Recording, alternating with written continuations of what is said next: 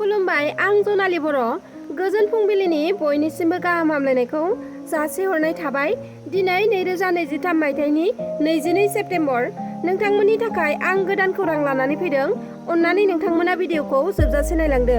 लामा सामानि दखान एबा गलाफोराव माबाफोर जाग्रा मुवा, लोंग्रा थान्दा जुस बायदिफोरखौ बायोब्ला नोंथाङा एक्सपायार डेटखौ चेक खालामग्रोनाया मोजां। मानोना एक्सपायार डेट एबा सम बारलांनाय लोंग्रा फिजी जुसखौ फाननानै सानै सुबुङा हमजादों।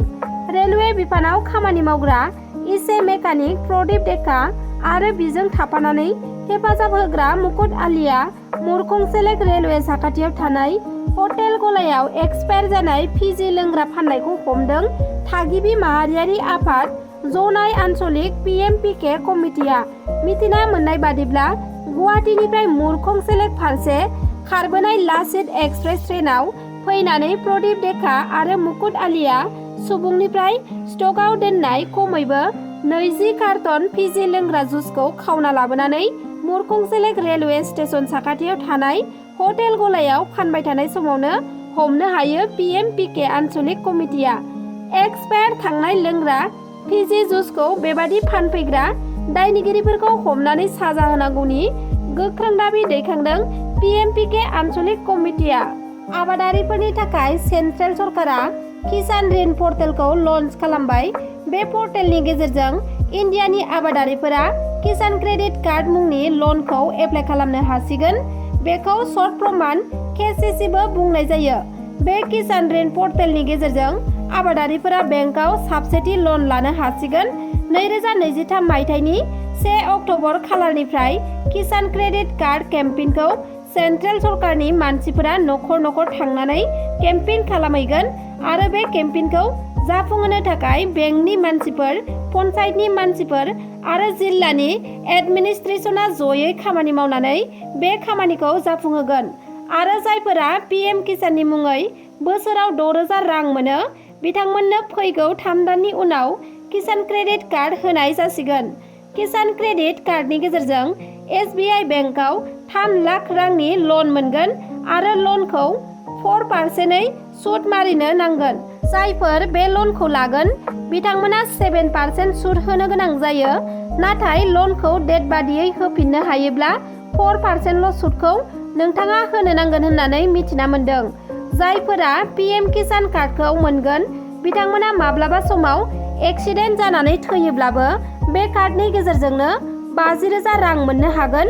आरो मिथिना मोननाय बादिब्ला पार्मानेन्ट डिसएबिलिटि आबादारिफोराबो बे कार्डनि गेजेरजों 50,000 रां मोननो हागोन होननानै मिथिना मोन्दों। आरो लोगोसे PM किसाननि 15थि खेबनि 2,000 रांखौ अक्ट'बर दानाव मोननायनि चान्स दं होनना मिथिना मोन्दों। आसामनि बेकार लाइमोनफोरनो गोबां लाख लाख रां होनो थाखाय फोसावदों आसामनि गिबि मन्त्रि हेमन्त बिश्व शर्मा बिथाङा। मेट्रिक फेलनिफ्राय लानानै गोजौ सोलोंथाइ मोननाय लाइमोनफोर जायफोर बेकार बिथांमोननो लाख लाख रां होनो थाखाय फोसावदों गिबि मन्त्रि बिथाङा। हादरनि दाब दाब रायजोफोराव कंग्रेस दोलोआ लकसभा बिसायख'थिखौ नोजोर होनानै गोबां बिथिङावनो रायजो राजाफोरनो अनसुंथाइ होनो थाखाय फोसावनायनि उनाव आसामनि गिबि मन्थ्रियाबो आसामनि बेकार लाइमोनफोरनो रां होनो थाखाय फोसावदों। डक्टर हेमन्त बिश्व शर्माया फोसावनाय बादिब्ला गिबि बोसोराव जायफोर पस्ट ग्रेजुवेट नाथाय बेकार बिथांमोननो 5 लाख रां होनाय जागोन।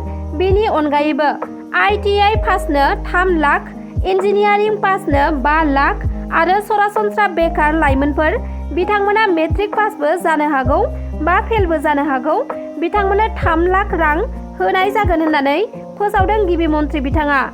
लोगोसे फोरमायथिबावदों दि बेकार लाइमोनफोरनो बे लाख लाख रांखौ होनायनि सिगां लाइमोनफोरखौ 1 दान ट्रेनिं होग्रोनाय जागोन आरो बे 1 दाननि ट्रेनिंआव 10,000 राङै होनाय जागोन। बेनि उनाव ट्रेनिं जोबनाय लोगो लोगोनो थोंजोङै एकाउन्टआव रांखौ सोनानै हरनाय जागोन होननानै फोसावदों गिबि मन्थ्रिया। आरो गिबि बोसोराव होनाय बेफोर रांखौ फालांगियाव मोजाङै बाहायनानै जाफुंसारनो हायोब्ला बेनि उननि बोसोराव बेंकजों लिंक खालामनानै होगोन जाहाथे लाइमोनफोरा बेंकनिफ्राय लन मोननो हायो आरो बे लननि सुदखौ सरकारनि फारसेनिफ्राय सुख'नानै होनाय जागोन होननानैबो रादाय होदों डक्टर हेमन्त बिश्व शर्मा बिथाङा। नाथाय बेकार लाइमोनफोरा बेफोर लनखौ मोननो थाखाय प्रसेसा माब्लानिफ्राय जागायजेनगोन बेनि सोमोन्दै दासिमबो जेबो मिथिहोथ'वाखै गिबि मन्थ्रि बिथाङा। रायजो सरकारनि सोलोंथाइ बिफाना बिमा रावनि बिजोंनि फरायसालिफोरखौ फोजोबस्रांनो राहा लादों। सरकारनि गोरोन्थि सोलोंथाइ खान्थिनि थाखाय थाबैनो बन्द जानो थांगासिनो रायजोनि 11,200निबो बांसिन बिमा राव बिजोंनि फरायसालिफोरा।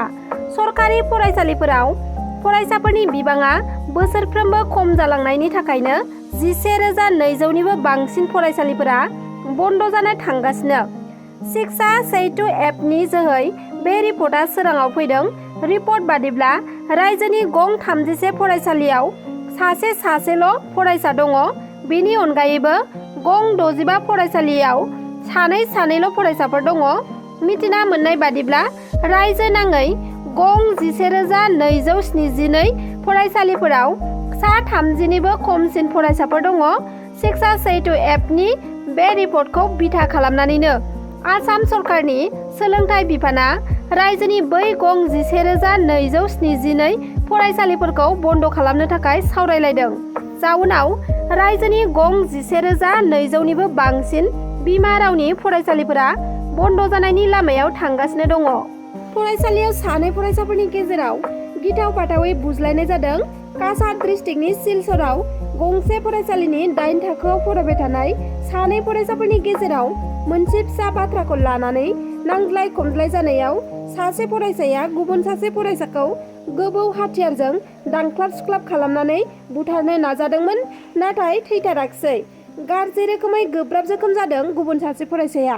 उनाव बुथारनो नाजानाय फरायसाखौ पुलिसा एरेस्ट खालामनानै लांबाय होननानै खौरां मोननाय जादों। बे समाव जोखोम जानाय फरायसाखौ सिलचर मेडिकेलाव फाहामथाय होगासिनो दङ। दिनैनि खौराङा बेखिनियानोमोन। नोंथांमोना जुदि आंनि चेनेलखौ साबस्क्राइब खालामाखैब्ला अन्नानै साबस्क्राइब खालामनानै लादो, जाहाथे आंनि गोदान भिडिअ एंगारोब्ला नोंथांमोनाव सौहैनो हानाय बादि। लोगोसे लाइक, शेयार, कमेन्ट खालामनो दाबाव। गोजोन्थों।